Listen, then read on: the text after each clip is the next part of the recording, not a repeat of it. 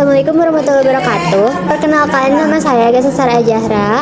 Di sini saya akan mewawancarai Ibu Neni sebagai seorang P3K. Ibu, pertanyaan yang pertama adalah mengapa Ibu memilih untuk mendaftar menjadi P3K?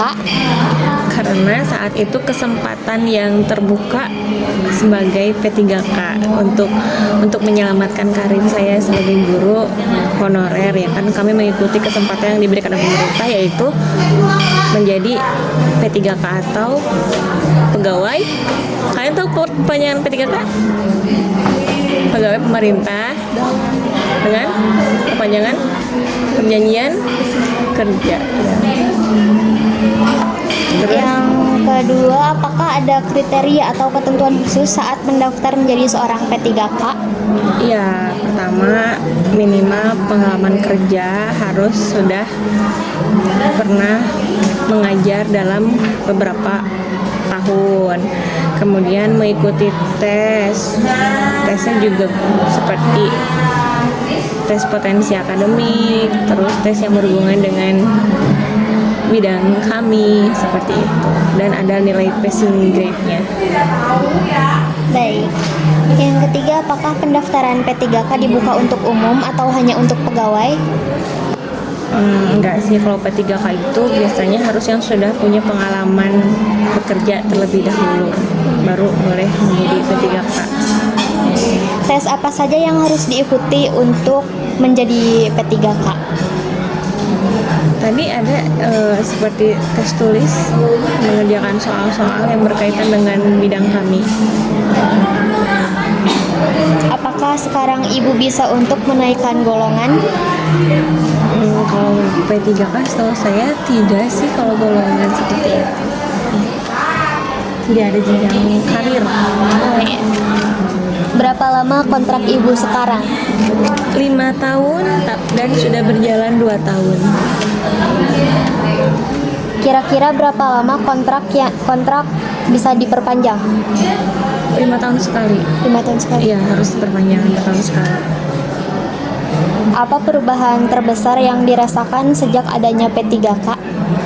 Perubahan besar apa ya? Tentunya dari segi kesejahteraan ya. Kalau dulu kan ketika masih sebagai guru honorer, otomatis kami mendapat istilahnya uang lelahnya itu ya tergantung pada kebijaksanaan dan kebaikan dari sekolah ya, dari daerah. Kalau sekarang kami mendapatkan ya alhamdulillah ada sedikit peningkatan dari kesejahteraan gitu, dari gaji dan tunjangan-tunjangan yang lainnya. Apa yang membedakan antara P3K, PNS, dan P3K paruh waktu? Kalau P3K itu, jadi levelnya itu PNS dulu. Kalau PNS itu yang pertama dulu ya. Nanti ada dari segi kesejahteraannya, nanti ada pensiunan dan lain-lain. Dan tidak perlu diperpanjang lagi kontraknya. Kalau P3K itu nanti kami ada batas waktu tertentu harus memperpanjang lagi kontrak. Dan kalau menurut regulasi yang sekarang, P3K belum mendapatkan pensiunan, tapi tidak tahu untuk aturan kedepannya ya.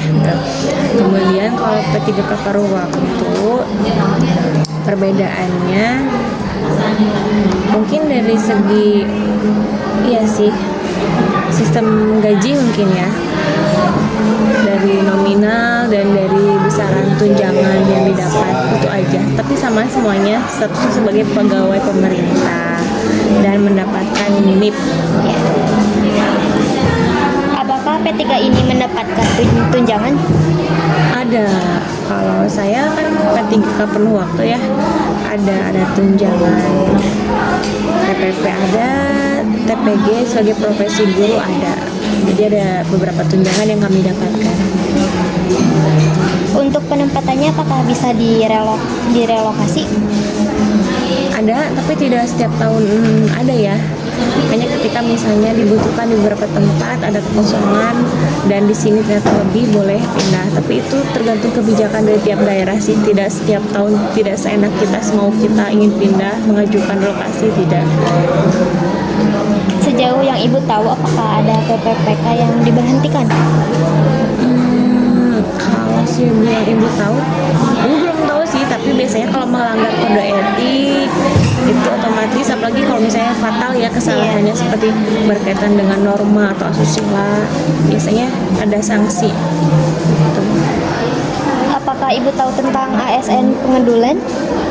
Iya, katanya baru, itu program terbaru dari Pak Dedi ya. Oh iya. Jadi untuk mungkin sebagai motivasi untuk meningkatkan performa kinerja para ASN.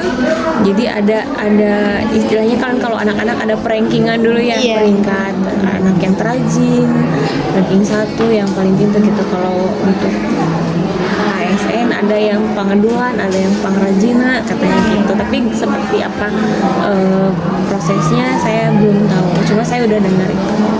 Apa pendapat ibu tentang ASN pengedulan? Bagus, bisa sebagai motivasi dan juga warning. Iya. Karena ini kan ya berkaitan dengan tanggung jawab performa seorang ASN dalam menjalankan tugasnya. Dengan adanya kategori ini mungkin nanti akan mikir, aduh malu nih bisa aku jadi masuk pengedulan gitu kan, nanti ketahuan sama orang-orang atau gimana. Jadi akhirnya motivasi untuk memperbaiki dan lebih baik lagi gitu. Seperti itu. Udah cukup? Maaf ya kalau kurang ya jawabannya. Oh, maaf juga ibu. Makasih ibu. Ya, sama-sama.